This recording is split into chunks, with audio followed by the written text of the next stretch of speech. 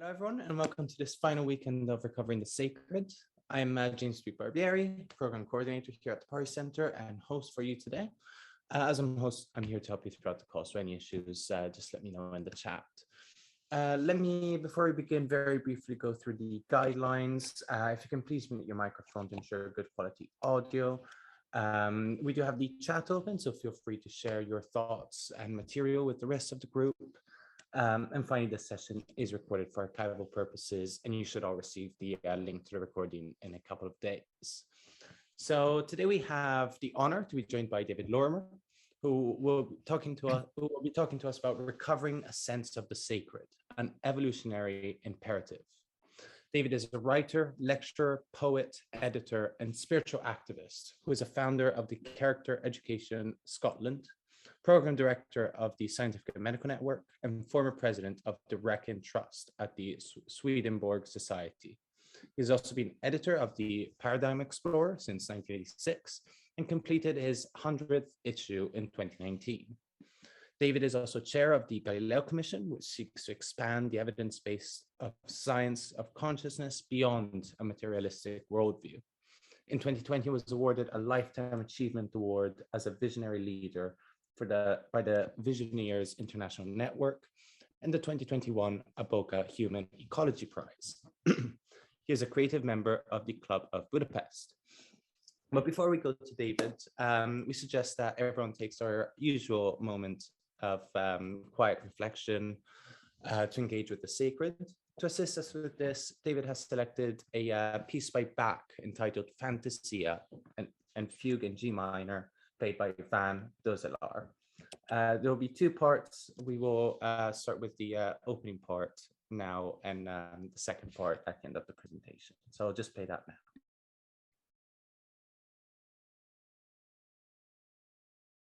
With this, it's a video, but everybody should know.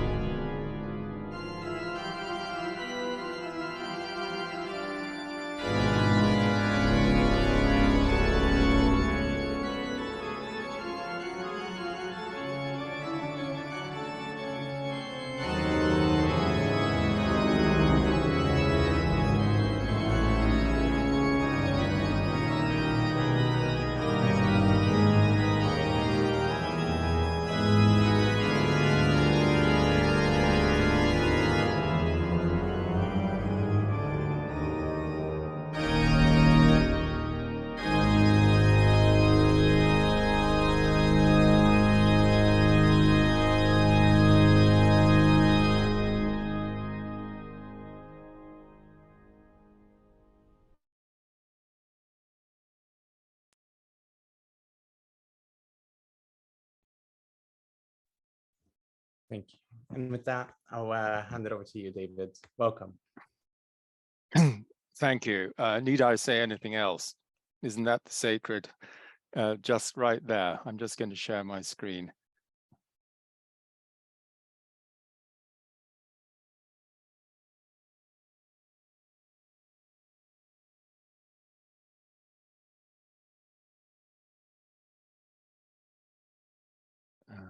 Wait a minute. So I need just, this is, the problem is the slideshow.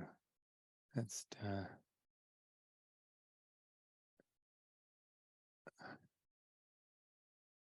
play from current slide, good. The problem is that the bar goes across the top, and hence the difficulty of starting it off, but you can edit that piece out. Anyway, well, welcome everybody, and I see there's some old friends joining us this evening. Warm welcome from Southwest France. So you've just heard Leo van Dozelaar playing the Fantasia in G minor from J.S. Bach BWV 542. And I can't recommend Leo van Dozelaar highly enough. His work's absolutely extraordinary.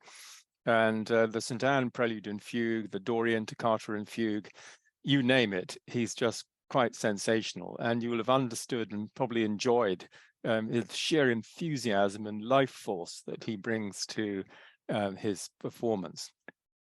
And so Bach always said that everything that he wrote was only for the glory of God, soli Deo gloria. And so his music's completely embedded and expresses the sacred, the transcendent, the really awe-inspiring. And one of the reasons I've structured the talk in this way is that when I was in Leipzig in 1983, doing a German course, I went every evening at 10 to 6 to Besinnung im Alltag, which is just a sort of reflection at the Thomaskirche, where Bach had been cantor and where there are actually two organs. And the way it worked was that there was a prelude, and then there was a prayer and a psalm and a fugue. So it took about 15 minutes, and I never missed a day. And the person who introduced me to Bach in organ, I mean, directly was my mother, but it was Albert Schweitzer, because she had all of Albert Schweitzer's LPs from the 1950s, and so I used to listen to these even as a teenager, in fact. And Schweitzer learned the organ with Charles-Marie Widor, whose toccata is so well known. And they had their lessons, would you believe, in Notre Dame.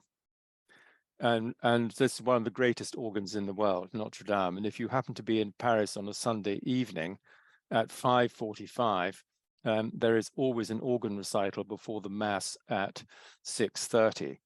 And they were sitting up in the loft, and this is what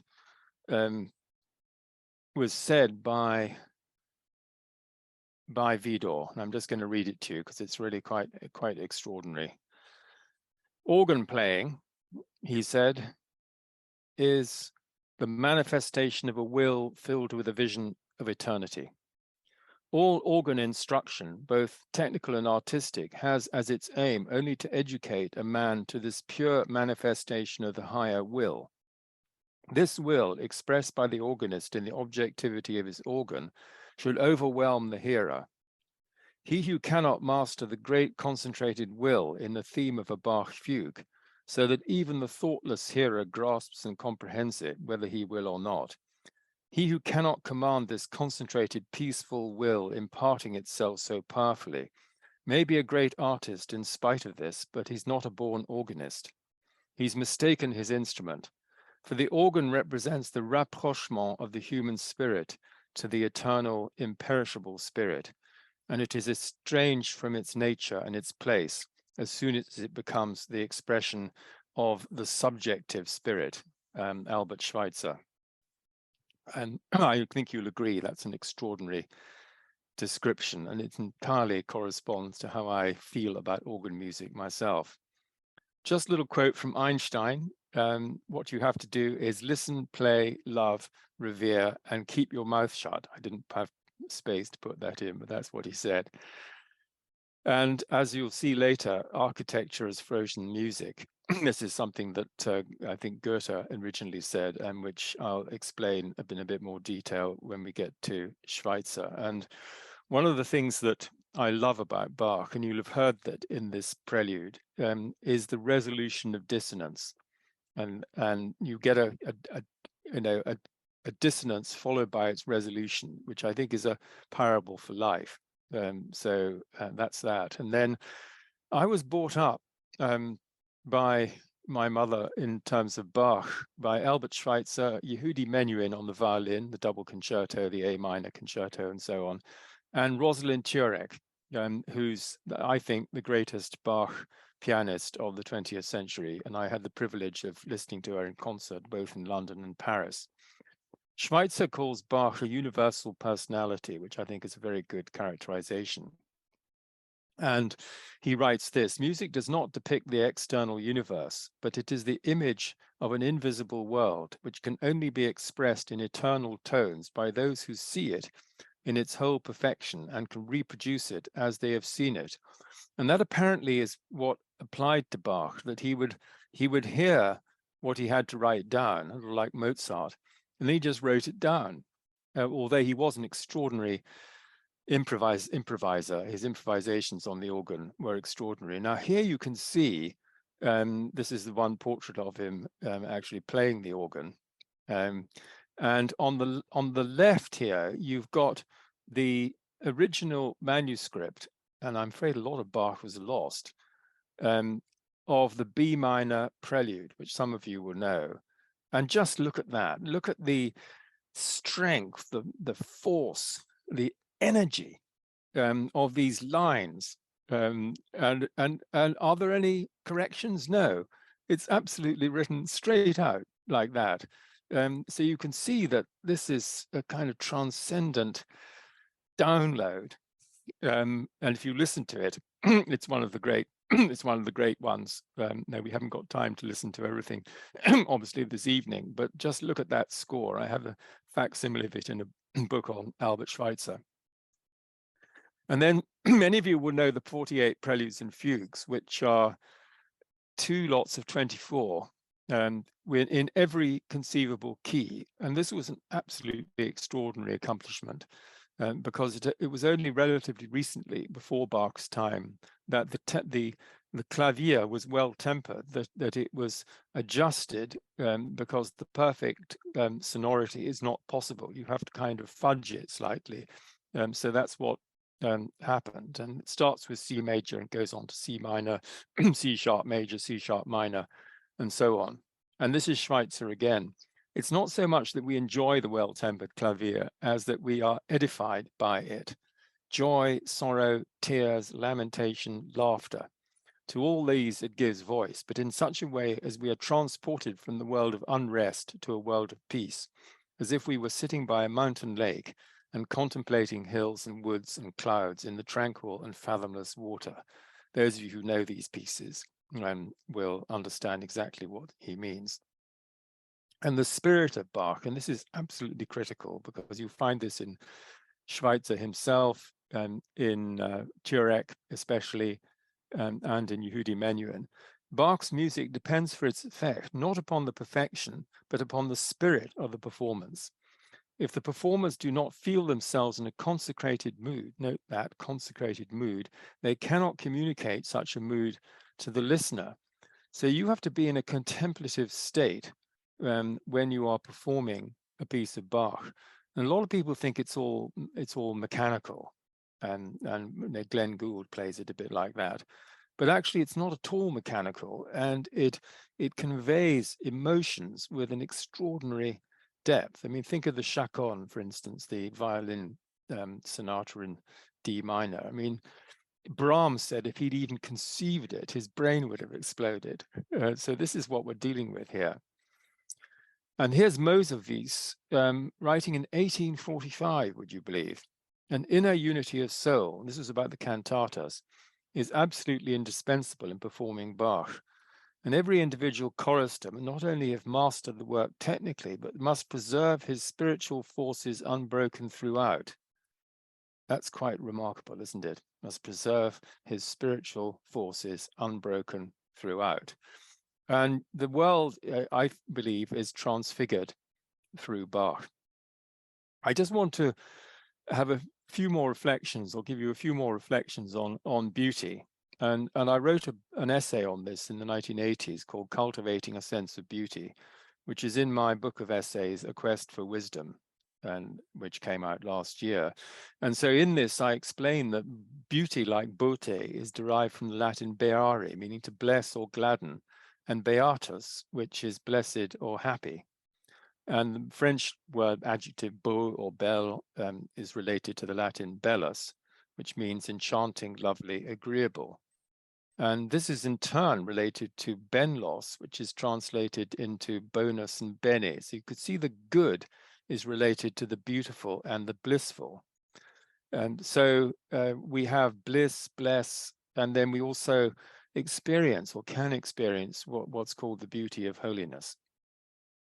Often it's said that beauty is in the eye of the beholder. But then you have to ask yourself, what is the eye? In this sense, it's the feeling of the heart, even of the soul, which resonates following the perception through the eye. So the eye is just an instrument, not actually the faculty which creates a response to beauty, which I think comes from that deep soul level. The soul is related to our emotional life in the way I interpret it. So there's an affinity, a oneness, a harmony, which is not intrinsic in the object of beauty, or it could be in the sense of proportion and symmetry and so on. But it's in conjunction with this kind of perception, and perception is per capere, which means to grasp through, that it plucks a chord within us. And those of you, who are sensitive in this way will understand entirely what I mean. I can't remember where I got this image of a Chinese landscape, but I do find it extraordinarily beautiful. So let's have a little pause to take that in. The sunset. It's a classic kind of Taoist type of landscape. And then we have this, which is a painting by my uncle, John Henry Lorimer. There was an exhibition of his work, the first ever exhibition of his paintings, organized by my daughter Charlotte last year, and up until this year as well, in the Edinburgh City Art Gallery. And this is called The Flight of the Swallows.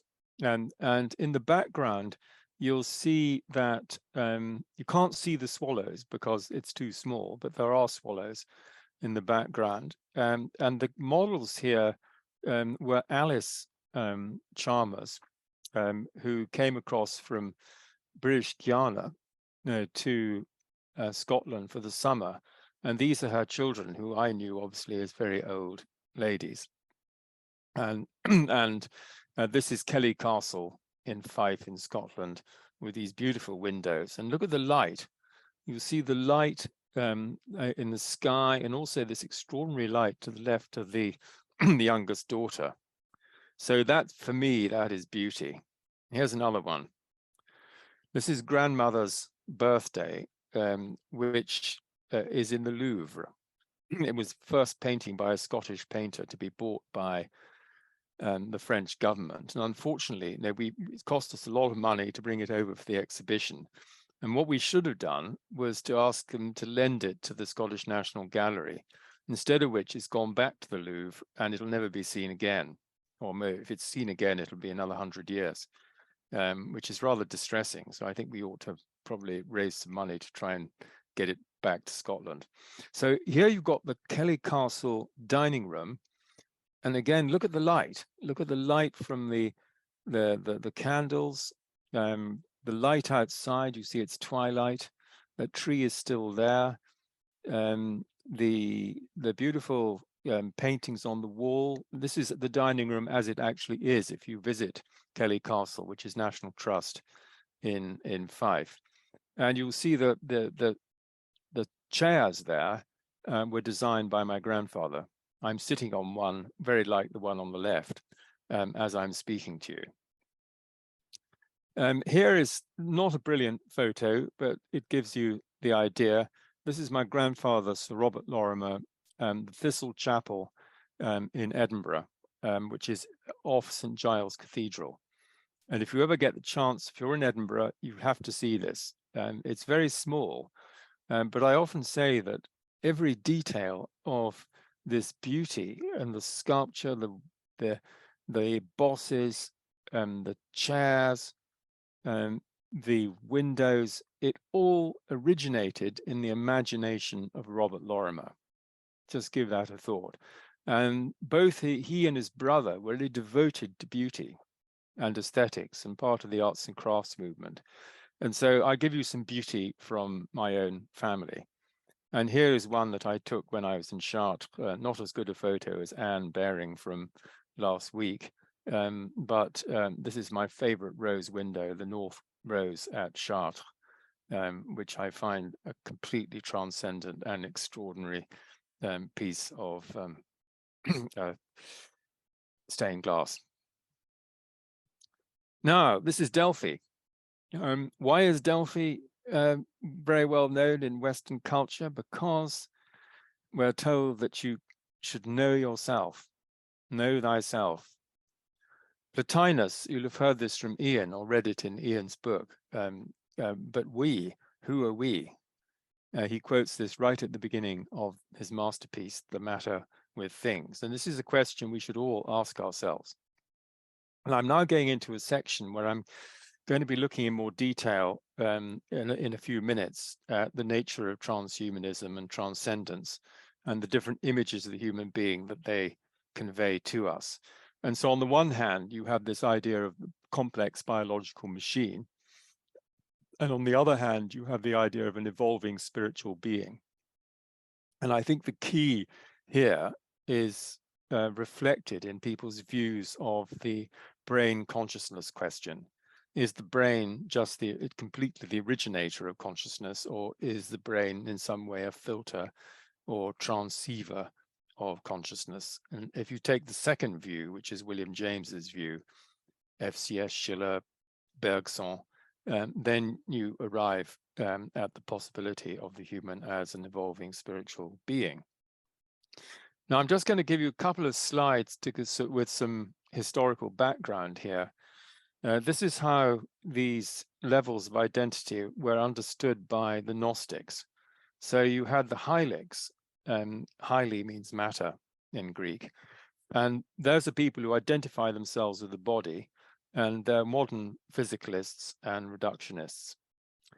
The psychics, and don't think that's anything to do with psychic and in its current form. This is the people of the psyche with the symbolism of water and pistis, meaning faith. When they see themselves as part of the whole, and this is the expression of the soul. And notice part of the whole. This is how I used to think of things, but I no longer do. And then the third level, the inner level, if you like, the pneumatics, who recognize pneuma, which is also related to breath, and who experience gnosis and the spirit in terms of its expressions of love, light, and fire. And they actually know that they are the whole, not a part of the whole. They experience themselves as the whole, as a reflection, microcosm of the universal mind. So this corresponds to the spirit, the universal spirit. And so my argument, and I'm going to explain this in Zurich to the Jungians later next week, is that gnosis gives us access to the deeper structures of reality. It's our own consciousness. And here's April DeConnick from a fairly recent book. Our essential human self or spirit is nothing less than God's very own life essence, waiting to be reawakened through gnosis. And so the story here is one of forgetting and remembering. And this is the great, what I call the great cosmic game. Now, here's Saint Bonaventure talking about the three eyes, and I think this is also useful, and it reflects what we've just been talking about. So the eye of sense is the Hylic eye, if you like. The eye of reason is the Psyche, mathematics, logic, dianoia in Greek, and the eye of contemplation, the eye of the heart, is what is technically the intellect, but people confuse intellect with reason. Now, it's not at all the same thing. It's how we apprehend oneness. And it represents this correspondence with gnosis and nous, the non-dual. So gnosis is Western non-duality. We don't need to go to the Vedanta for non-duality. We actually have our own tradition of non-duality. And this was the aim of philosophy going back to Pythagoras, as Athena Patari explained in 2 lectures that she gave last week for the network.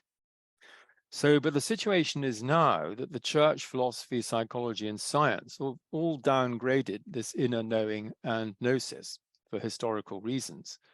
And modern science only looks through the lenses of reason and the lenses of sense, which in Ian's terms corresponds to the left hemisphere dominance. And the observer, the knower, the subject, consciousness is excluded from the picture. And this happened, or the origins of this actually goes back to the Greeks. There's a wonderful essay by Schrödinger called Nature and the Greeks, in which he explains how this abstraction happened. And so the result is the West has been metaphysically amputated. This is Peter Kingsley's term, with the suppression of gnosis in favor of pistis or belief, and now unbelief. And so one of my arguments is that we as a culture need to recover this gnosis, this higher mind, the higher heart, the higher reason, the unitive state, the unitive consciousness, because that actually is the highest form of knowing. And that's what's important to retain from this slide, that gnosis is the highest form of knowing. So at the moment, we have 2 perspectives on science and consciousness. We have the third person perspective of brain producing mind, the primacy of matter, neural correlates of consciousness, a quantitative view, and the idea that the brain produces or generates consciousness. Then we have a first person perspective where mind gives rise to matter, or at least there's a complementarity, dual aspect monism, they call this, or monism, that there's these 2 aspects, these different aspects, as David Bohm would say, the same underlying reality. So here we've got the primacy of mind and consciousness, the primacy of quality of qualia, which we experience, and the idea of a filter or permitter, the brain as filter or permitter. And the seminal essay, which Ian also refers to, which you can have a look at, and you can find this online, is the Ingersoll lecture on immortality given at Harvard in 1898. So if you haven't read that and you're interested in science and consciousness, download it.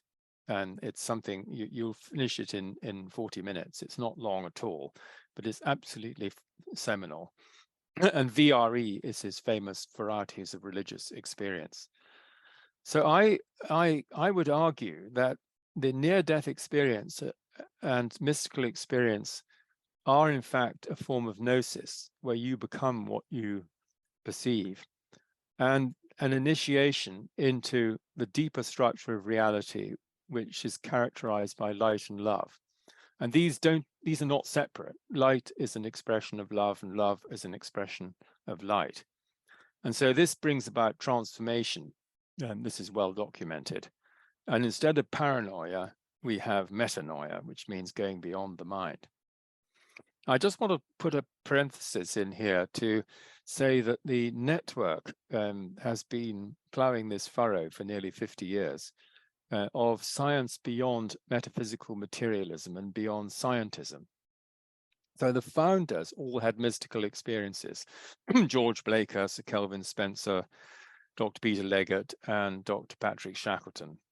And what the network always tries to do is to combine, to marry intuitive insights with rational analysis. And we had this idea of wider horizons, which was our young people's course. And that's now being run by a slightly different organization.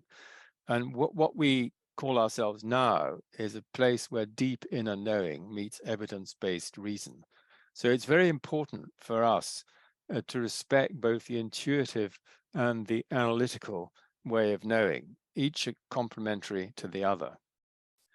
Now, I'm going to say a little bit about worldviews, because what we're talking about here is what's the underlying structure of how you understand reality. So this is a definition, worldview as a model of the world and life, and therefore an explanation of it. And it involves presuppositions or assumptions about reality. I'll come back to that. One of the best known expressions of it is the idea of a paradigm. And it's 60 years since the publication of Kuhn's Structure of Scientific Revolutions, 1962. I'd hoped to have a 60th anniversary lecture, but I couldn't find anybody to talk about it.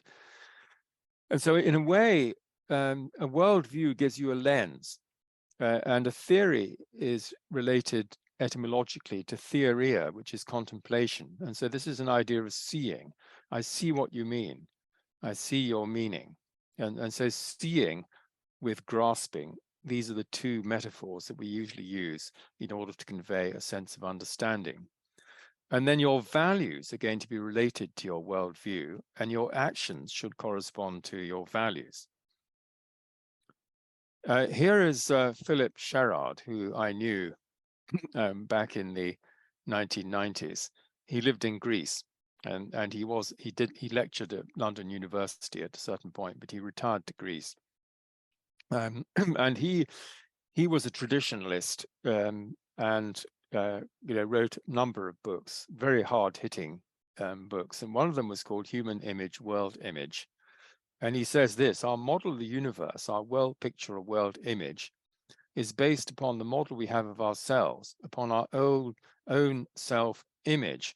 So you can see that if you think of yourself as a machine, then you're going to think of the universe as a machine, which Rupert calls mechanomorphic. Or the other way around, if you think of the universe as a machine, then people who take that view, they also think of themselves as machines, or people as machines, although actually they usually don't apply this to themselves. And so our ecological challenge, this demands a change in both self-image and world image. And so what we have, and this is Fritjof Capra who first used this phrase as far as I know, is a crisis of perception. And here's Gerard: we're treating our planet in an inhuman, God-forsaken manner because we see things in an inhuman, God-forsaken way, very clear and forceful. And we see things in this way because that basically is how we see ourselves. And so there's this correspondence, as I say, although there's an inconsistency there, because the people who take this view rarely regard themselves as machines, although perhaps Daniel Dennett does. And here's Gregory Bateson, and I think this is a wonderful observation. The major problems in the world are the result of the difference between the way nature works and the way man thinks.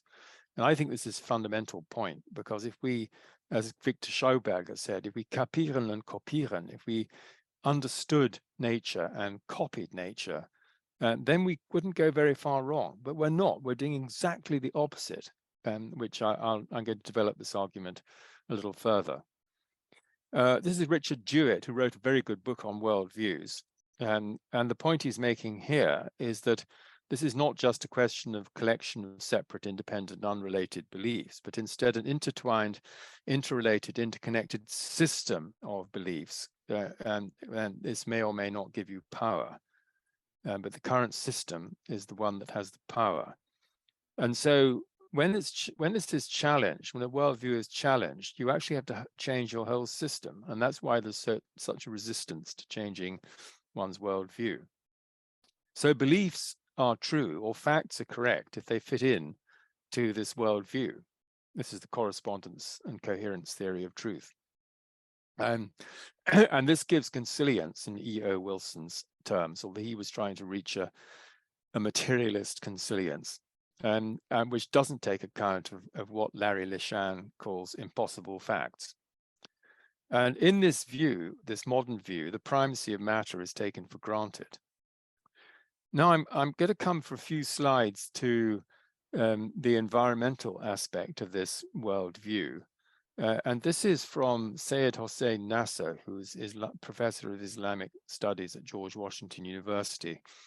he had to leave Iran after the revolution and set himself up in the US. He's one of the great sages of our time, I think. So he wrote as far back as 1967, would you believe, that we have to take this major crisis completely seriously, and that an environmental crisis can't be solved by good engineering, good or better engineering, or economic planning, or cosmetic changes in our conception, development, and change. He says it requires a very radical transformation in our consciousness. And this means not discovering completely a new state of consciousness, but returning to the state of consciousness which traditional humanity always had. It means to rediscover the traditional way of looking at the world of nature as sacred presence. Note that phrase, nature as sacred presence. And Anne Baring was talking about this last week, and I would modulate what NASA says here, also in view of Owen Barfield, because there's a difference between original participation, the indigenous view, and final participation, having gone through this process of separation and then coming back together. But I think both views look at nature as sacred presence, and that's exactly the opposite of the current dominant view.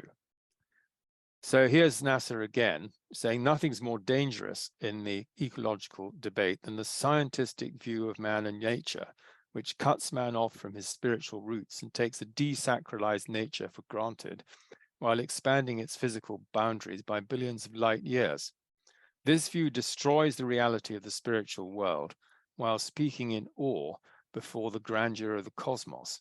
You often get people like Richard Dawkins talking about wonder and awe, but their view destroys the reality of the spiritual world, and that's our inner world, and that's the ground of our being. So this is a very damaging effect. Schumacher was actually an early member of the Scientific and Medical Network, and this is from Guide for the Perplexed, which is his last book, say that modern humans don't experience themselves as part of nature, but as an outside force to dominate and conquer it. And this is still true. This is the dominant view. He, and a man, it's actually man here rather than women, even talk of a battle with nature, and the same in medicine, the battle against cancer, the battle against drugs, forgetting that if he won the battle, he'd find himself on the losing side, which I think is a wonderful remark. So if we're going to find ourselves on the losing side unless we have a radical root and branch transformation. And I often say this, I often quote this, that we're now too clever to survive without wisdom. No, very, very true. E.F. Schumacher.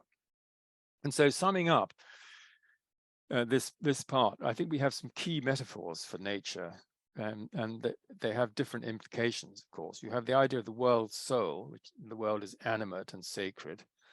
The idea of the organism, which was related to the world soul of the Renaissance, the Platonist revival, and also Brian Goodwin. Brian Goodwin talks very much in these terms, or talked in these terms. Then the world, nature as mechanism. This started in the 17th century with Galileo, Descartes, and to a lesser extent, but his influence was nevertheless in that direction, Newton. Then more recently, we have the web of life with interconnectedness, and this has been elaborated in a series of books by Fritjof Capra.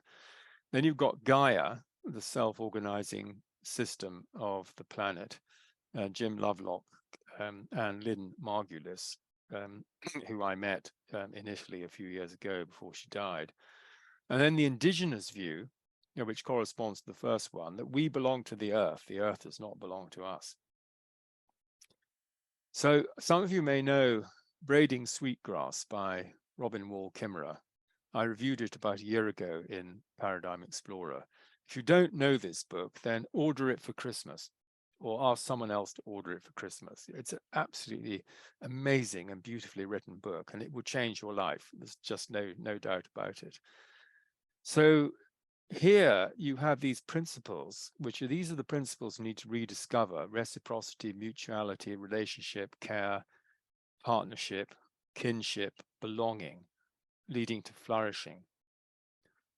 And it's a view of abundance, generosity, giving, and sharing.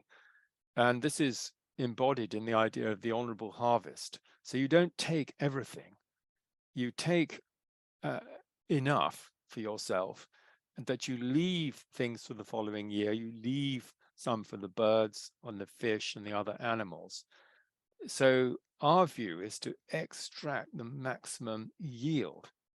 And there's a story in the book which is about a Westerner coming to help during the harvest, and he couldn't understand why they just didn't clean up, just take everything. This is the reason. And the plants are defined as those who take care of us. Don't you love that? Plants are those who take care of us. And this is all embodied in ceremonies and gratitude. And we've just passed Thanksgiving. And there's a wonderful passage about Thanksgiving that I haven't got time to give you. Now, why and how did this left hemisphere mechanistic view come about? I think historically the Black Death was an important event, because if nature could kill us all, then maybe nature needed to be controlled so that it couldn't kill us. And then we have the mechanistic instrumental thinking, which arose in the 17th century, corresponding to the Protestant Revolution, capitalism and resource exploitation, a science of manipulation and economics of exploitation and exhaustion, a short-termism and a focus on GNP growth, and the values of money and power. And I just want to quote a piece from Vandana Shiva. This is her her book. I don't know whether you can see it. It's called Oneness versus the 1%. And it's a very hard-hitting and brilliant book. She's got a new one just coming out called Terra Nova. And I'll read you what she says. Humanity stands at a precipice. There's an uncertainty regarding our potential for future evolution. Ecologically, the uncertainty arises because every aspect of the dominant model of thinking and living is destroying the Earth's capacity to support our lives. The erosion and extinction of our species, the destruction of soils and water, and climate chaos are wreaking havoc on the conditions necessary to continue as members of the Earth community. The extractive model of economic development and growth, of corporate control and greed in the economy, are not just destroying nature, they're destroying our humanity, which is our human capacity for solidarity, compassion, and the ability to take care of each other. Absolutely right.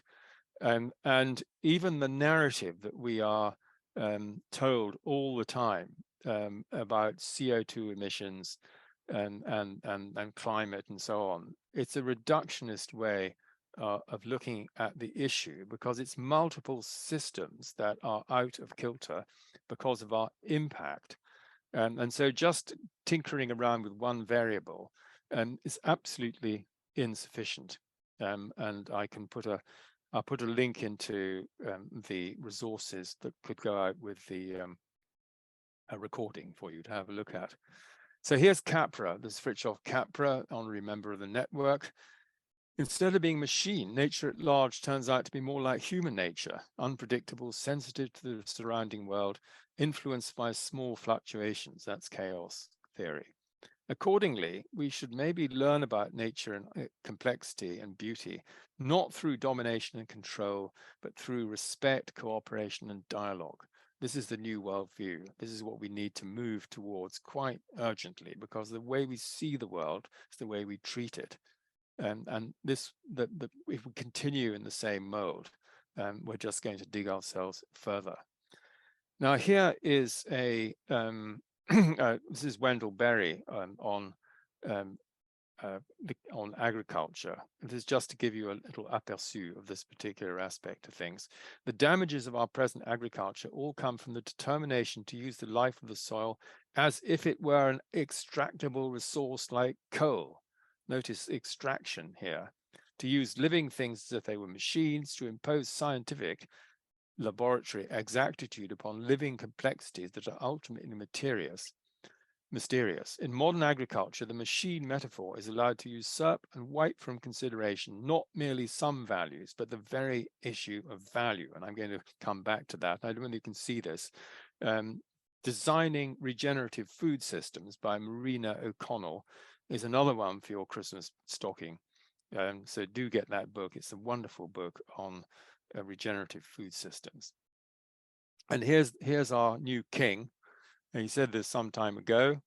The idea that it's a sacred trust between humans and our creator, under which we accept a duty of stewardship for the earth, has been an important feature of most religious and spiritual thought throughout the ages. I believe that if we're to achieve genuinely sustainable development, we'll first have to rediscover or re-acknowledge a sense of the sacred in our dealings with the natural world and with each other. Now I'm just going to share one of my poems, which is called, I just need to get All in the Same Canoe. I'm just going to access this. Hang on a second. I'm sorry. I'll recover that the proper screen share in a moment. But let me just go to this, and then you'll see it. That's not the right file. Window. Cascadia Poems. This is it. Right. So this is All in the Same Canoe, crafted from living trees in ancient forests, tended by countless generations, rooted in earth, connecting, caring, communing together, offering to share with open hearts, paddling in the same canoe together. Then, abruptly felled, cleared, extracted, rooted out by grabbers converting verbs to nouns, trees to lumber, mind to closed beliefs. So certain in intent, the rugged man paddles his own canoe alone, striving so hard to win the race. Tenacious to the last, he finally falters, nature exhausted. A daunting insight slowly dawns. We're all in the same canoe together. So that's my message there. We're all in the same canoe together.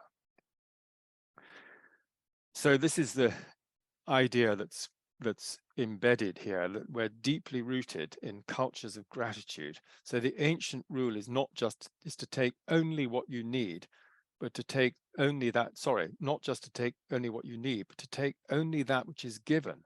So you ask permission from the plant, the tree, before you take. And then we're all in the circle and in the cycle of life. So here's another beautiful, tranquil image. Wouldn't you love to be on that boat? Looks a little bit precarious, but just look at the atmosphere. The sun has gone down, got little lamps on. Wow. Now this is a rather complex slide. So I'm going to go through it quite rapidly, but the point of it is to show you that there are two related sets of operating procedures and assumptions. So on the one hand, on the left, you've got force, violence, war, coercion, militarism, CIA, military intelligence, psyops. And you've got the human as a complex biological machine. You've got what I call the transhuman caterpillar. You've got a psychology of fear, separation, isolation, and division, which is being fed to us at the moment. You've got control, surveillance, and compliance through technology. This is already developing very rapidly during the COVID era. You've got the Communist Party of China, the idea of social credit, we've already had a bit of social credit in France, in the sense that if you weren't vaccinated, you couldn't go out, couldn't go to a bar, couldn't go to the cinema, and that's a kind of fine in inverted commas. Then you have a realism, a cynicism, a manipulation, a technological dystopia, and this is based ideologically on scientism. It's associated with centralization, globalization, digital ID, central bank digital currencies, and sorry, cash is in the wrong, that's in the wrong column there, health passes. And it's the fourth industrial revolution, the internet of bodies and the internet of things. This is the default scenario unless we resist and affirm the sacred. And so you've got this on the other side. You've got power, capacity, non-violence, peace, sacrifice, the power of truth, the human being as an evolving spiritual entity, the transpersonal butterfly, the principles of love, connection, communion, freedom and responsibility, integrity, trust. You've got idealism rather than cynicism, meliorism, which is things can improve, the possibility of a utopia or realism, the different kinds of realism. And this is embodied in the kingdom of God and Christianity. And this is decentralized, it's localized, and it needs the perpetuation of cash. And this is going to become a big issue in the next year or two even. And more places are only taking credit cards or only taking cards. And what we actually need is not the fourth industrial revolution, but a revolution of love and wisdom. Now I'm going to go a little bit further into scientism at this point. And here's Aldous Huxley in his book Ends and Means, which I bought in a secondhand bookshop quite a long time ago. Doesn't actually say when. Got it for 75p. It's a brilliant book. And he says it's impossible to live without metaphysics. The choice that's given is not between some kind of metaphysics and no metaphysic, as the positivists tried to say, the logical positivists. It's always between a good metaphysic and a bad metaphysic. And then he says technological advance is rapid, but without progress in charity, and he got this partly from R.R. Marriott, the anthropologist, professor of social anthropology at Oxford. Technological advance is useless. Indeed, it's worse than useless. Technological progress has merely provided us with a more efficient means of going backwards. In other words, if we become less humane, less human, less compassionate, less caring, then we're going backwards, regardless of our technological progress. And Schweitzer says something very similar, because he says there are three kinds of progress that are significant. One is knowledge and technology. Second is socialization of the human being. And the third is progress in spirituality. And he wrote this in 1957. The last is the most important, he said. Technical progress, extension of knowledge, is progress, but not in fundamentals, not in fundamentals. And he writes a little bit later on, the essential thing is that we become more finely and deeply human. And this is the bottom line. How do we become more finely and deeply human? This is a culture of the wisdom, a culture of the heart. Now I'm going on to a few slides about C.S. Lewis and Michael Eschliman. I don't know whether you can see this, probably not. The Restitution of Man, an incredibly important book that almost nobody knows. Michael Eschliman, 1999. And this is a key point to understand. And I'm just going to go through this reasonably quickly because I've got quite a number of quotations here. The ultimate effect of scientism, and this is science, well, you'll explain what it is in a moment, dissolve the absolute qualitative distinction between persons and things. And this is a key thing to understand. It abolishes the distinction between persons and things. The very heart of the metaphysical tradition, which is called sapientia, wisdom, the very heart of the metaphysical tradition, reducing persons to things, denying humans rational soul and transcendence in the physical, giving us a value no higher than that of a camel or a stone or any part of nature. And that's exactly what Jacob Bronowski said in his Ascent of Man. This reduction of the human category to natural parallels the whole series of reductions from quality to quantity, value to fact, and rational to empirical. And then he points out that the validity of rational thought is the necessary presupposition of all other theorizing. This is C.S. Lewis. And by implicitly undercutting the validity of rational thought, modern naturalists render meaningless and self-contradictory all they have to say. So if what they have to say is simply random neural firings, then why take it seriously? No, Mary Midgley made exactly the same point, that you can't come from that scientific point of view, from a coherent angle. Unless all we take to be knowledge is illusion, we must hold that in thinking, you're not reading rationality into an irrational universe, but responding to a rationality with which the universe has always been saturated. Responding to a rationality with which the universe has always been saturated. And C.S. Lewis was an incredibly persuasive commentator. He was professor of English at Oxford and then Cambridge. And of course, his Narnia series has been hugely influential. And then we've got this question, this is again fundamental, about the primacy of philosophy over science, this debate. Issues, and this is what they say in the book, such as the procedures and validity of rational thought and argument are presuppositions on which scientific thought and experiment rest, but they are not themselves scientific. And that's the important point to understand. They're philosophical, so you cannot avoid philosophy and metaphysics. Science depends upon philosophy for the validity of its terms and procedures and the determination of the uses to which scientific knowledge will be put.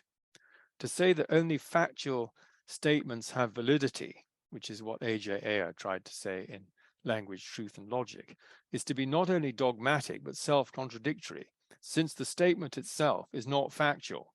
There you go. That's the self-contradiction. Now here's Buber, Martin Buber. Many of you will know his work on I and Thou. And this is again the quote from the book, not Buber, but the Eschliman book. The case against considering man a thing lies at the heart of the critique of scientism in Lewis and also in Martin Buber, which is distinction between the I-it relationship and the I-thou, the personal relationship. The distinction between means and ends, things and objects on the one hand, and persons and essences on the other, is at the root of moral culture and civilization. And I can't emphasize this strongly enough, that this distinction is at the root of moral culture and civilization. That's exactly what we're losing at the moment. And so humans are not common objects at the seashore, but rather the human embodies and reveals something unique and draws us beyond all physical natural categories into a realm of value and meaning, a realm qualitatively distinct and logically prior, notice, qualitatively distinct and logically prior to scientific procedures and terms, a realm from which they derive whatever rational coherence, validity, and application they have. So this is an argument for the primacy of thought rationality from philosophy underpinning the procedures of science. Truth, meaning, purpose, goodness, and importance, and none of them scientific facts. They're all wholly immaterial relations. This is a quote from C.S. Lewis. And here's Edward Said. Scientism mistakes the truth about quantities, material and spatial realities, for the logos, the word of sapientia, the realm of qualities, purposes, values, and ends. We exist in both of these worlds. And this is there's a primacy of the value of, of meaning and purpose. And this is exactly what we've lost in our secular time. So this continues, the obsession with means, with utility, with technique, to the exclusion of a consideration of the ends and purposes that alone can properly regulate and direct them, is the very essence of scientific relativism. And this is what C.S. Lewis called futilitarianism, which I rather liked. So summing this up, this section, this is how I see things. Humanized or a dehumanized future. So on the left-hand column, you've got the idea that the mechanistic view, human as a hackable animal, Yuval Noah Harari, the profane, transhumanism 2.0, the idea that we need to upgrade the software of this biological machine or enhance its capacities, which means manipulation, technocracy, and slavery and monopoly. I mean, this is not a welcome prospect, and we have to resist and affirm the sacred if we're going to avoid this.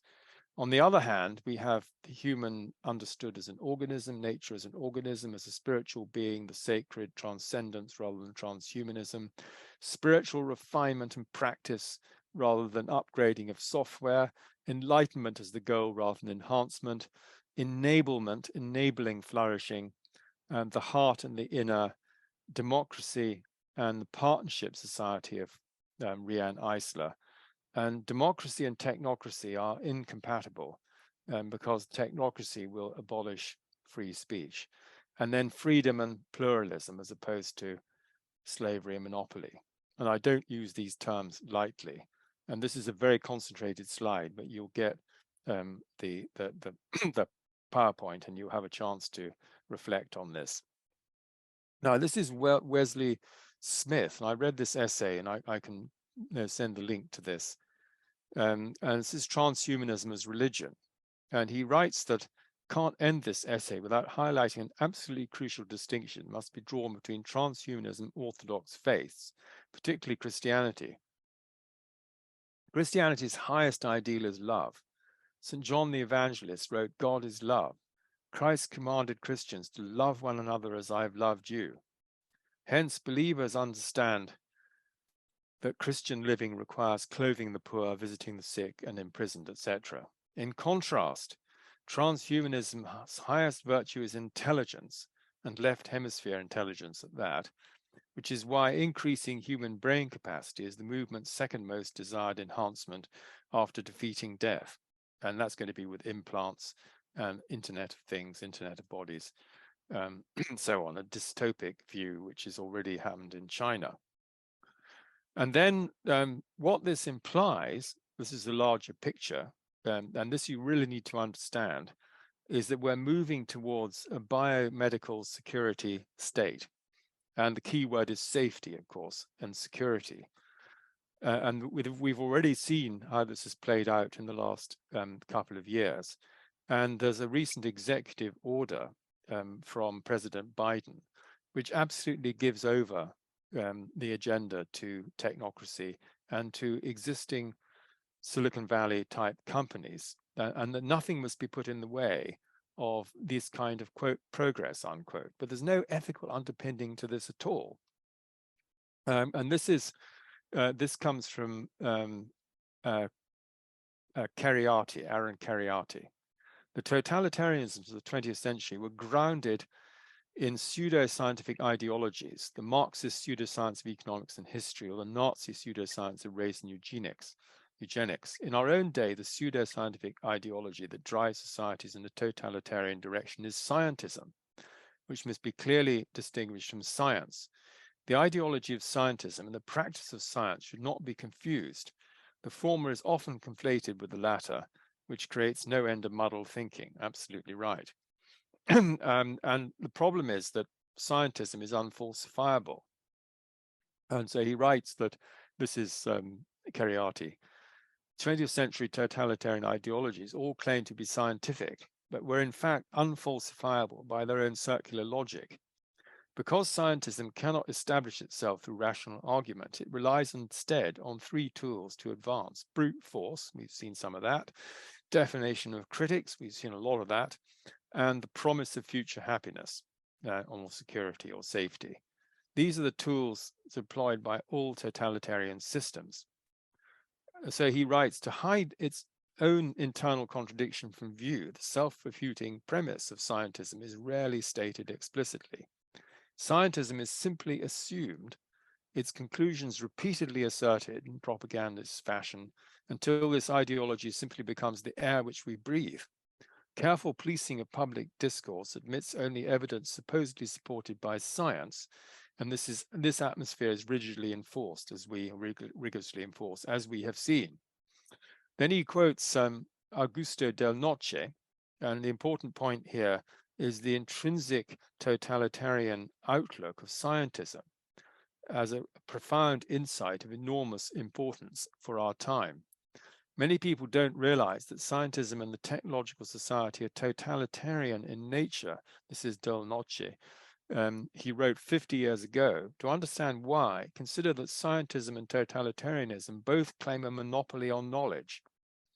The advocate of scientism and the true believer in a totalitarian system both assert that many common sense notions are simply irrational, unverifiable, unscientific, and outside the scope of what can be said publicly. And though we've been told to follow the science, but it's only a particular version of the science we've been told to follow. And this has created a huge crisis of trust. And I just got a couple of slides from Richard Falk, and you notice he's the rapporteur spécial. He's over 90 now. And this is the political application of what we're talking about. I fear that this emergent tyranny of algorithms, robots, devices, artificial intelligence, and political correctness in the digital age purporting to address our desires, fears, and needs is the technologically contrived destiny awaiting humanity. It seems likely to erode the life of the mind, heart, and soul, draining life from that remnant of spirituality, awe, and mystery that has struggled to survive the onslaughts of modernity. Well, that's exactly the point I've been making.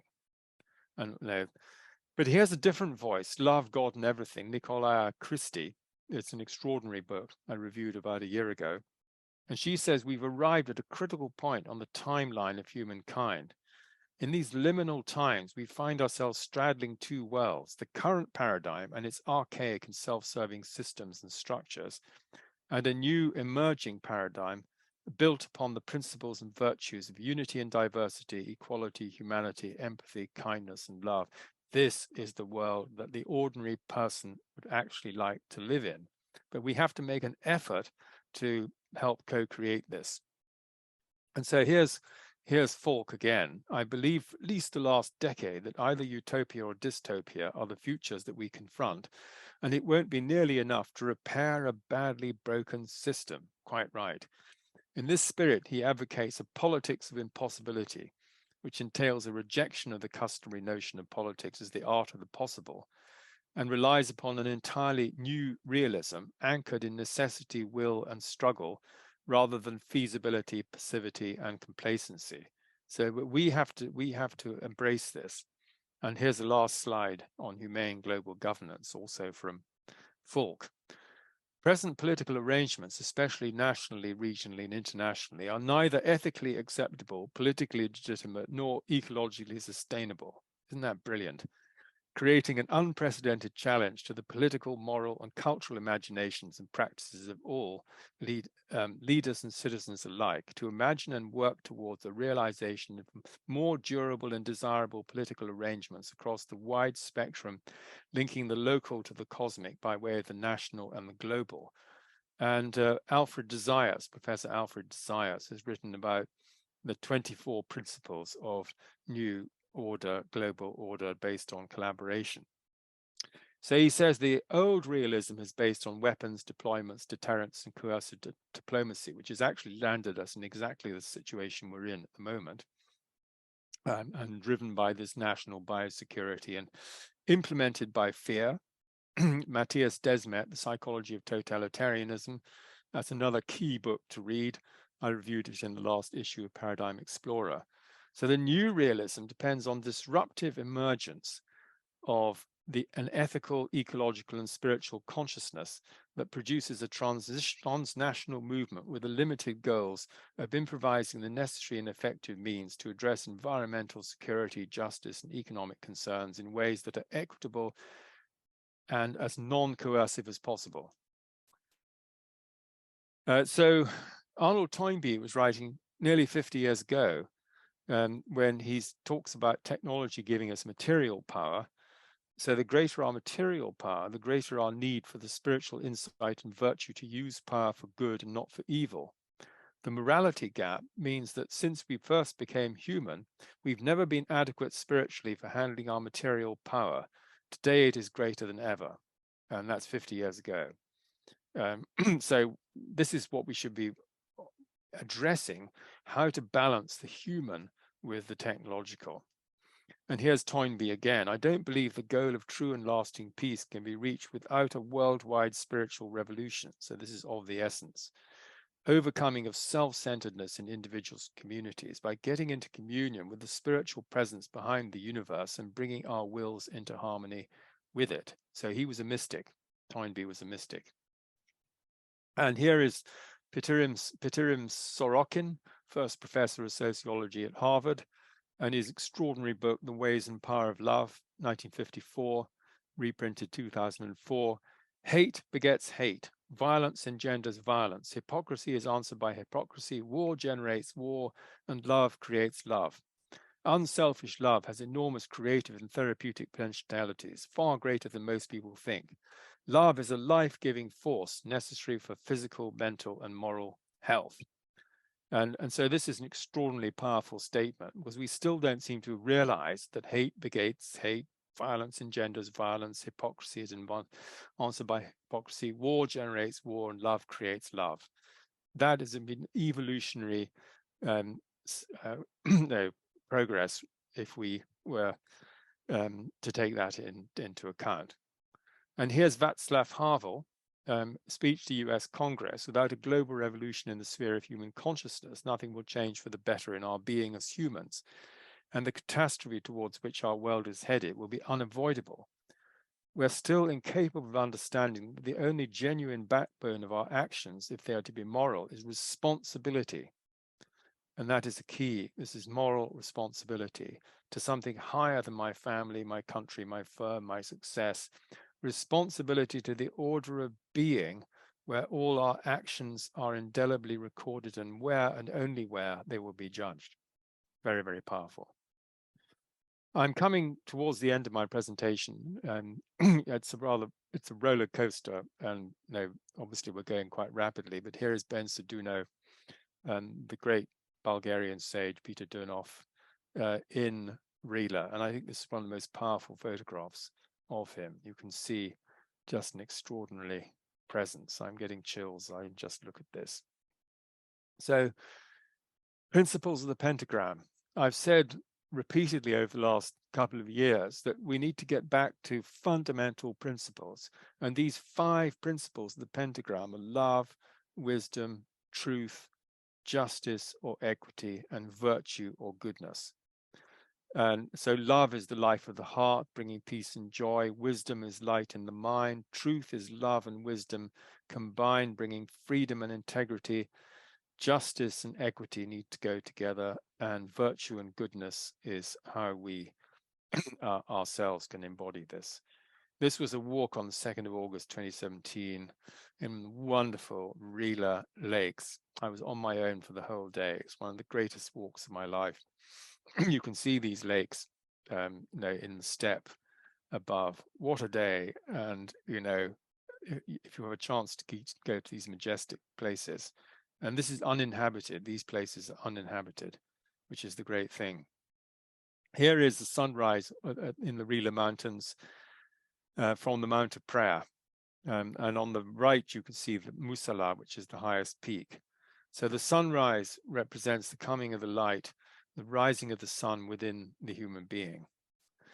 And here is the paneurythmy, which is the expression of the pentagram.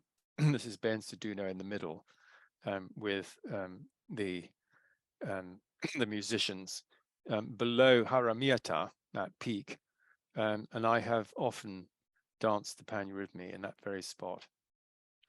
So one of the reasons I'm bringing Durnov in here is to give you an account of his 4 degrees of human culture.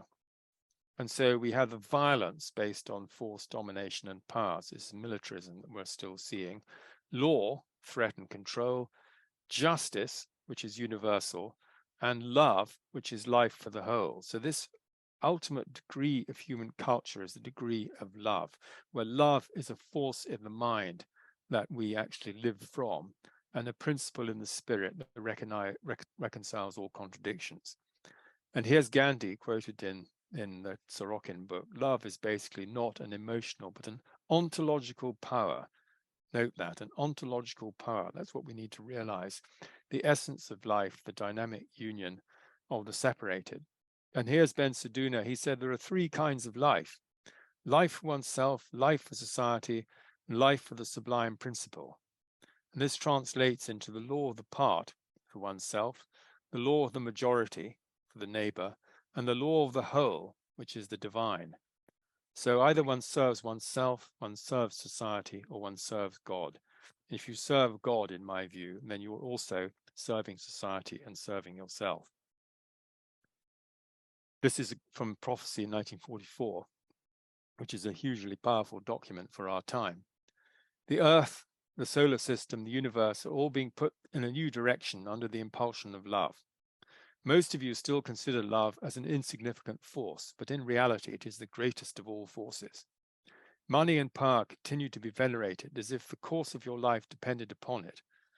In the future, all will be subjugated to love, and all will serve it. But it is through suffering and difficulties that the consciousness of man will be awakened. This is very much the Chris Beisch view. It needn't be the case, but it looks like it has to be the case in our collective consciousness. Another perspective, this is Barbara Marx Hubbard, we're evolving in the recurring evolutionary direction as individuals towards greater consciousness, freedom, and loving order. This is the direction of evolution. Anything other than that is devolution, it's regression, it's going in the wrong direction. So she says that the inner motivation of most evolving humans is towards expanded consciousness, greater freedom, and deeper access to complex order, connecting in love. And I'm sure everyone in this call is motivated in this way: expanded consciousness, greater freedom, and deeper access to complex order, connecting in love, which is not the agenda of the World Economic Forum.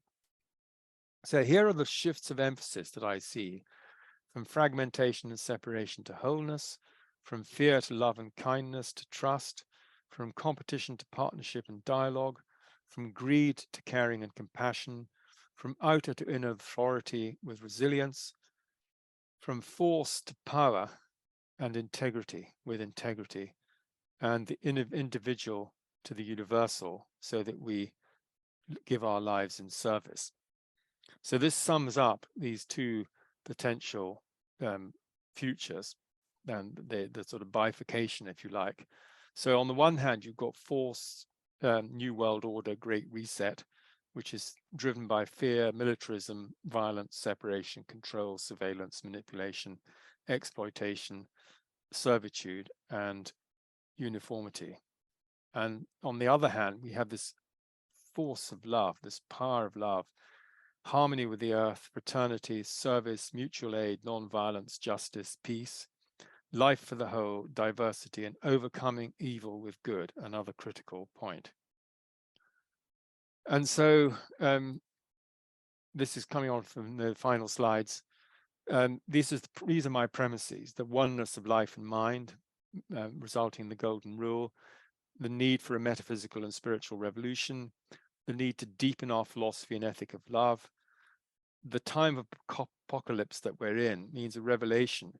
And one of the things that we need to happen is for secrecy and corruption to be revealed in these circles of money and power. Then people will be so outraged if they knew what was going on. This would bring an enormous force for revolution.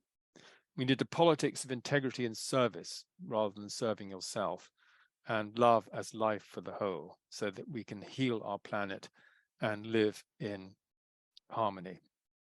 Now, I'm not going to read, and maybe I'll read this at the end, but I've written a poem on the Black Madonna in Chartres, and this is the most beautiful Black Madonna image here, small image, and there she is, enthroned with flowers in the Cathedral of Chartres. And then in a moment, we're going to listen finally to the Fugue in G minor by J.S. Bach, based on a Dutch melody I learned only recently. And this is Schweitzer here. Bach's music is Gothic. Just as in Gothic architecture, the great plan develops out of a simple starting point, but enfolds itself in the richest detail instead of in rigid line, and only makes its effect when every detail is truly vital. so does the impression of a Bach work, and in case this fugue, makes on the listeners depend on the player communicating to them the massive outline and the details together, both equally clear and full of life. And you'll see that if you listen carefully to the fugue, you'll see that there are it's a fugue in 4 parts. There are 4 levels of entry. So starting with the right hand, moving down to the left hand, and then finally into the pedals. And just as point of information, this is my book, A Quest for Wisdom, Inspiring Purpose on the Path of Life. And this is my new book of poems, which I'm about to launch on the solstice, the winter solstice. And that will be available online as ebook or a physical book. It's been beautifully produced by a colleague at Edinburgh. So I'm going to exit stop share and ask James to play Fugue in G minor. Thank you. That's okay. Thank you.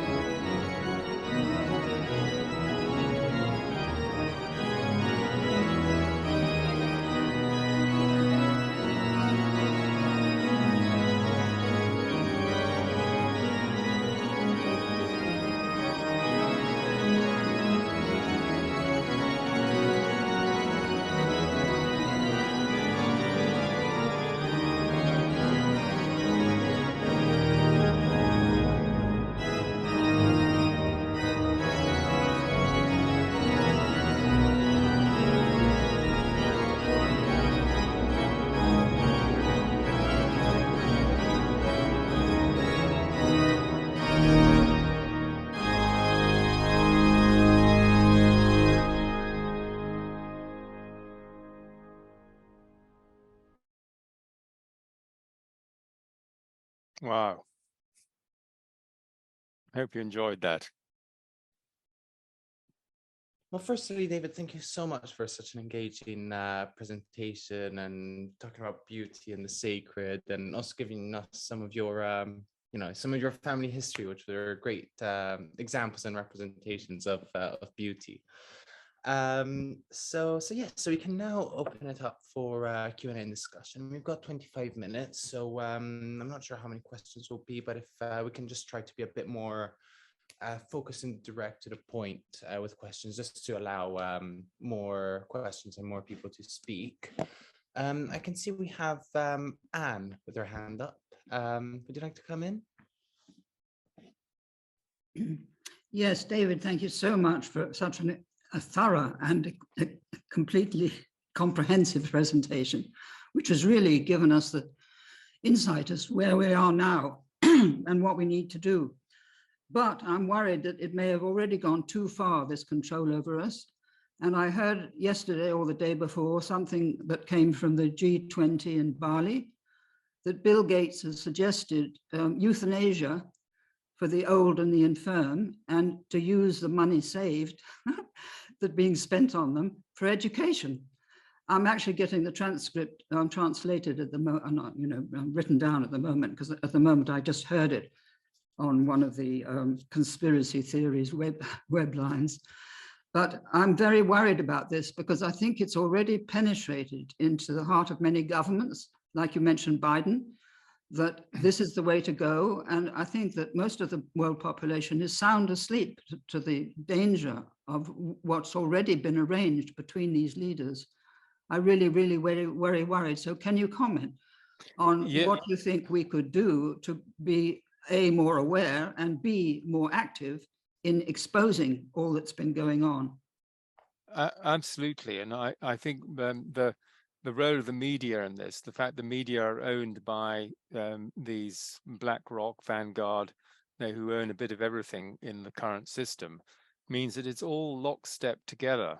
And this is, I think, what a lot of people don't realize, that the news is increasingly propagandized, and that if you want an alternative view, you can't get one on the mainstream media, which is meant to be investigating truth and arriving at truth, but it absolutely isn't.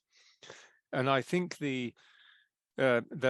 all this, as you say, Anne, I think this has been accelerated over the COVID period, this advent of technocracy, transhumanism, control, surveillance, and the idea that the human is a machine to be controlled rather than the being to be respected.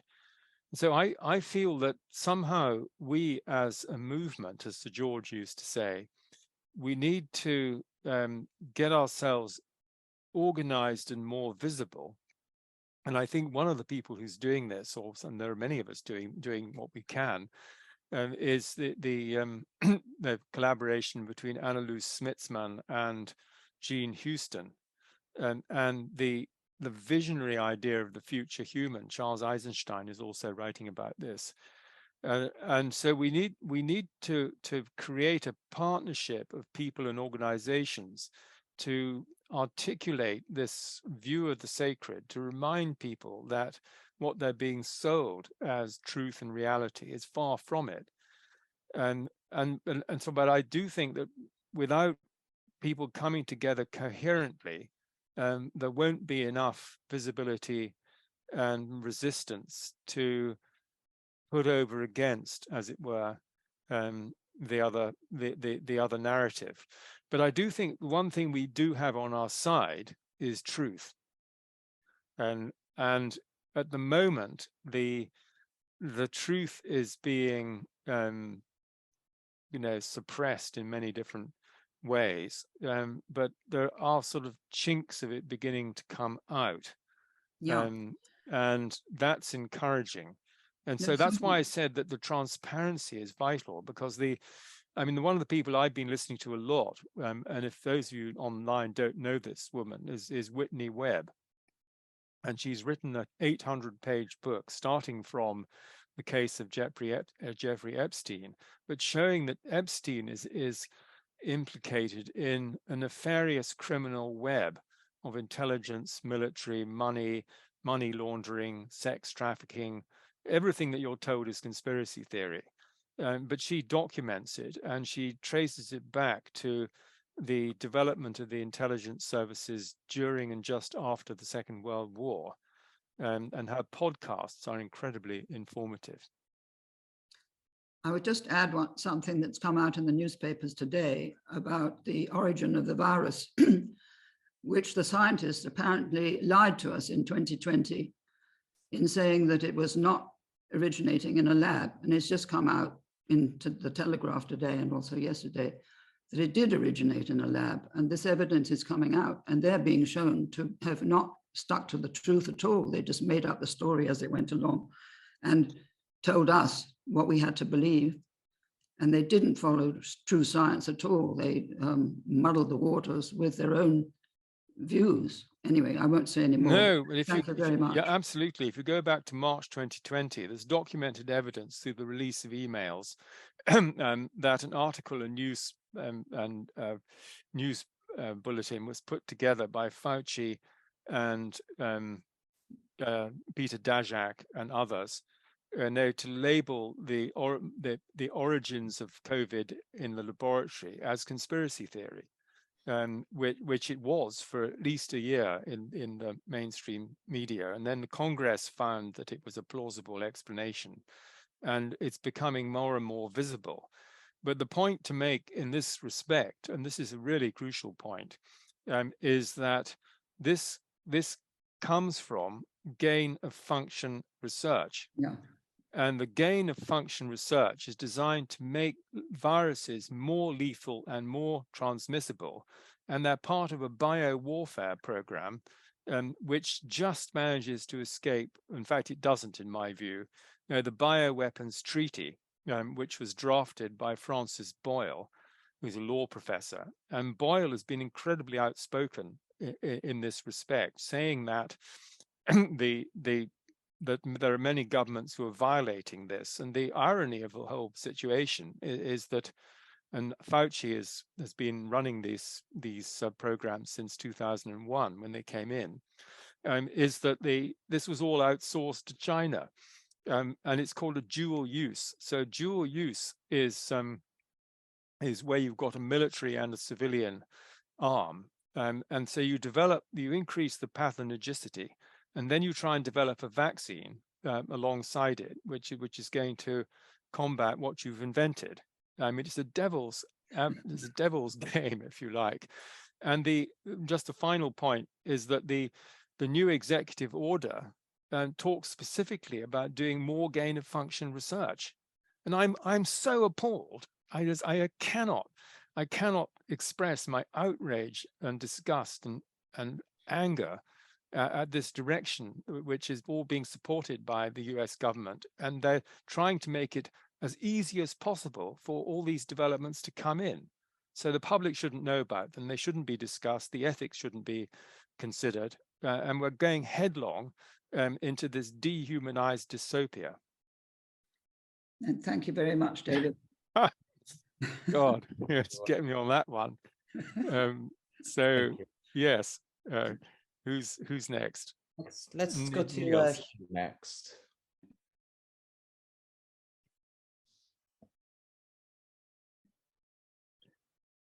I can't hear you, Hugh. You need to unmute. Got you. All right. I find myself deeply troubled by the drift of this conversation, which surprises me.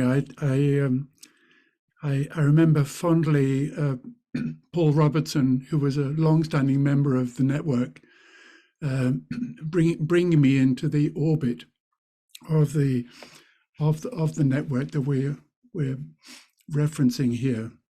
What troubles me is the dualism, it seems to me, that is pervading this entire presentation. And that all of us present are assumed to be on one side, and everyone who is not agreeing with this is on another side. And all of this is down to our left hemisphere, forgetting that all of us have left hemispheres. we don't have a divided brain. We have a left hemisphere and we have a right hemisphere. And we have evil and we have good. And within good, we can find evil, and within evil, there can be found good. Without holding that premise, I become despairing of where that takes us, because it seemed to me, David, that you were taking us in the direction of overcoming evil with good. And we have the war, we have the basis of the great struggle all over again, and lose any basis for dialogue. I would like you to speak to the question of dialogue at some point. How does dialogue fit into this great war against evil on behalf of good? That's a profound observation, and thank you very much for that. And it's I accept that that is a good critique of the way that I have presented, two columns of things, looking at one and the other. Forgive me, I mean, it was quite wonderful. It's just that it's two sides of the, yeah. No, you're absolutely right. And it depends from which angle and which language you're speaking, because yes. I do think that to underestimate the metaphysical basis of evil inverted commas is a mistake, because I think it then becomes plausible. But at the same time, I recognize that the divine contains embraces both the light and the dark, and the process is one of integrating the shadow, of not projecting the shadow outwards, of reconciling and integrating in oneself these different aspects, the left and the right, if you like, or the intuitive and the rational. And so they're not intrinsically set over against each other, but people do tend to go down sort of one track or the other. And as Ian McGilchrist points out, the problem with the left hemisphere is that it doesn't realize its own limitations, and it thinks it has the whole truth. So what I was arguing against was the inadequacy of a purely physicalist view of reality and a physicalist view of the human being. But what I would advocate is to recognize the spiritual presence behind the universe, the spiritual component. But that doesn't discount the physical and the sexual and the integration of masculine and feminine. Far from it. And so I'm striving to integrate all this within myself, as I'm sure we all are on the call. But I think in relation to my response to Anne, I think we need to dig beneath what we're being told, and with the cui bono question, and understand that there's more going on than meets the eye. And of course, anybody who says that is automatically dismissed as a conspiracy theorist. But a lot of what was called conspiracy theory earlier in the pandemic is now coming into the mainstream. And so you have to be so discriminating in this whole field. And I don't say that I join all the right dots. I may be joining too many dots, but I think you've got to join the right number of dots. It's a mistake to join too many dots, but it's also a mistake not to join any dots at all. And dialogue? Totally, yes. And I think the dialogue, I mean, there's a wonderful phrase from Ravi Ravindra when he talks about inter-pilgrim dialogue, not interfaith dialogue, but inter-pilgrim dialogue. And I think that I love to be part of, something where every side of a view is heard and aired and discussed and debated. But that's not the situation we generally find ourselves in, because I think that we're moving towards there's an orthodox view. If you deviate from that, then you're just wrong. You need to be deplatformed, removed. So I'm all for deliberative democracy, for bringing things into the open, for proper exchange of views. I mean, that's the whole basis of science. Science should be about, discussing and debating competing theoretical views in the light of the evidence. It should always be evidence driven. But there are different views of the evidence, and if you only provide part of the evidence and not the whole of it, then that's not scientific either. So I would let's be more scientific and more philosophical and more open. Thank you. I breathe out. Yeah, thank you. Well, I was a wonderful question, really very, very good question. So I'm really most grateful. Thank you, Hugh, for coming in. Next, let's go to John.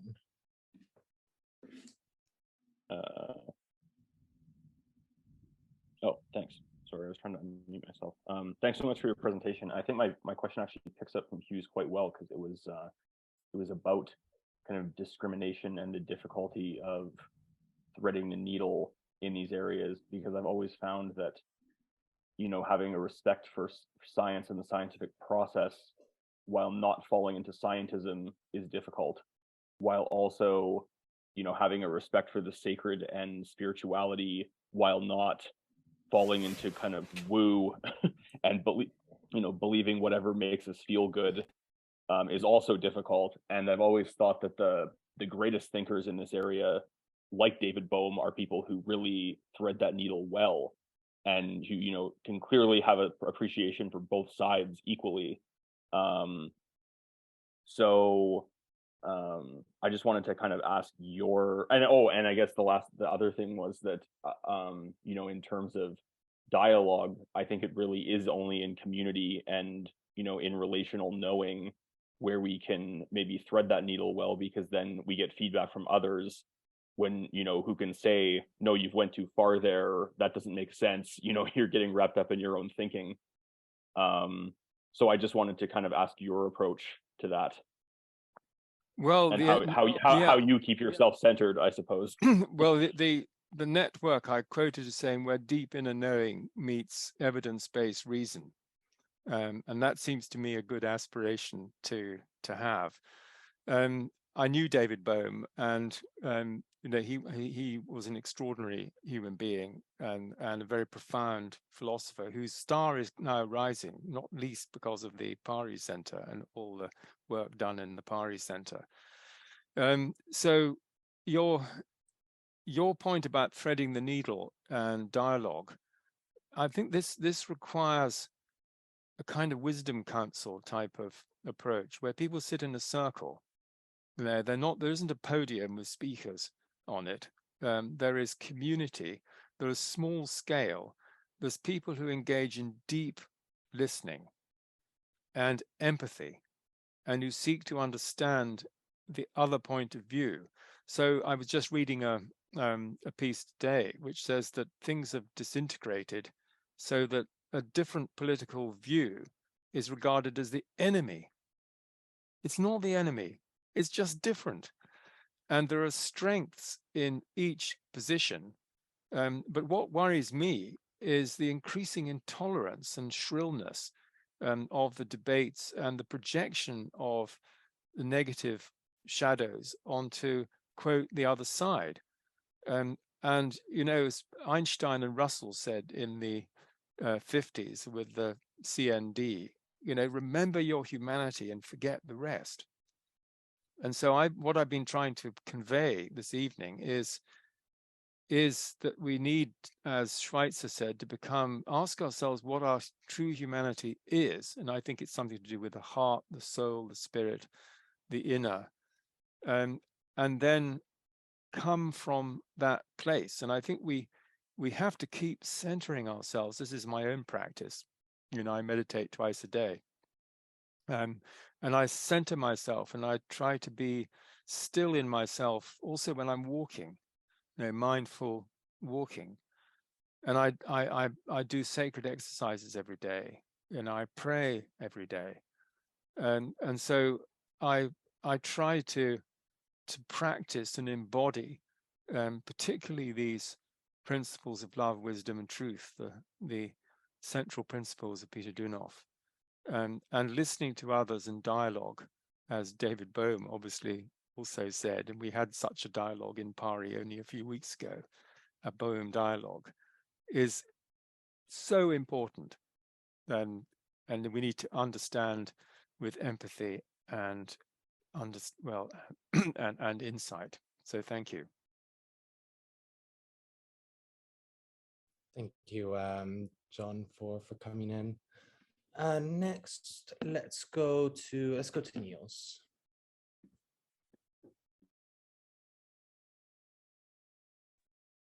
Okay, I enjoyed your speak very much. It sums all the things up very stringently and very logically. And I have spent a lifetime in the sphere of what you call the sacred. I call it in collaboration with the Holy Spirit is what I call it. But so that's where I come from. And in my time as a computer scientist, originally a structural engineer who saw the good in computation, and in my 50 years in that, I worked for the good in computation, and I managed to come up with some amazing things, but purely because of the connection with the spiritual. And I've always been very much aware of that. So I just want to try and correct a little. It seems that people's understanding of technology and computation is a bit blinkered, in the sense that they can't imagine that it can be used for something good. I agree with you that the entire sphere of what goes on in San Francisco and there, it's beyond comprehension, really. And as we all know now from Ian also, that it's to do with the left hemisphere. So when you're connected with the spiritual, you have the added mind, if you like. You have got the mind of God as working with you in your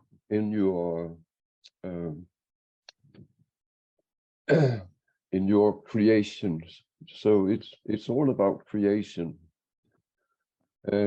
So I just want to say that there's a positive side to that, and that is that but it's very difficult to get in and talk to the people in the sphere of computation. Mm-hmm. I've tried that for 30 years. I have something that could really revolutionize the whole thing, and would throw up the insufficiency of the way we have economics and medicine and all those things. So in the way we're doing science, even. So. Well, thank you. That's wonderful. And I mean, I think that we need to find a proper and ethical relationship with our technological capacity. And then we need to bring wisdom to bear, and ethics to bear on the situation, and to make sure that our technology serves our humanity and not the other way around, the humanity serving technology. Yeah. And so this is why I tried to drill down into fundamentals, into fundamental values, fundamental principles, and to get clarity that all the scientific and technological endeavors are underpinned by a worldview. Yeah. And you need to understand what worldview you're coming from. Yes. And if you're coming from this purely, as I put it, scientific worldview, and you reduce people to things, and organisms to machines, then you've made what Gilbert Ryle called famously category error. Yes. And we can't afford to do that. No, the good news is that with the right way of thinking, there's a merging of the mechanism and the what's the other thing? I can't. Organism. organism. It turns out they're the same. They're actually the process of that is the same. Well, that's a sort of deeper question. Yes. But I think that the applied to the natural world, we need to have a complex systems understanding of how things work and interact. Yes. And the thinking that we've got that dominates both the policy and the universities is let's reduce things to its component parts and then move one variable, when in fact if you work on one variable you affect the whole system. And so it's like saying in medicine that there's talking about the side effects. A side effect is an effect you don't want, but it's just as systemic as the good effects, quote unquote. Very true. What I have developed is actually one that you could say non-complex. So it doesn't understand complexity. It's like the right hemisphere in relation to the left hemisphere. And I believe that in some ways that's why I haven't been able to find listeners to what I have got to. And that is manifest in a paradigm of transportation. You have all kinds of movements in there, all kinds of complications, and it's very, very complex. Well, indeed. Well, thank you very much. And James, can I just say that that somebody's been talking about or referring to depth psychology and a new ethic, which is an amazing book. I read it about 35 years ago, and I have a kind of proof edition. And then there's also another book he wrote on the evolution of consciousness. Erich Neumann, Anne will know this work, is very, very interesting. And then P.W. Martin, Experiment in Depth. That's another one. Okay, well, thank you, David, and thank you, Niels. So we've gone a little bit over, so we should really start wrapping up. David, I'd like to bring it back to you to see if you have any final words to leave us for this session. Yes, what I'd like to do actually is just to read my poem on the Black Madonna. You remember that there was an image of this wooden sculpture, Black Madonna. And so I wrote this in Chartres a few weeks ago, and I think maybe it's a good one to finish with. And it's followed by the blessing of the Divine Mother. Black Madonna. Upright she sits in regal stillness. Her shining bliss resplendent irradiates our very being to its core of darkness. Eyes closed, her presence descends, ecstatic, embracing the heart of the Grail, rooted deep within her secret womb. The silently expectant world awaits a truly cosmic birth. The child divine transfigured transmutes black stone to golden glow, transmits his dazzling blaze, transfusing sacred blood as healing wine of life and love. So that's the poem, and here's the blessing. May the golden blessing of the Divine Mother descend into my soul and dwell within my heart. May I be infused with the tender power of her spirit. May I be a living channel for her love and light, her beauty and peace in the circle of my world.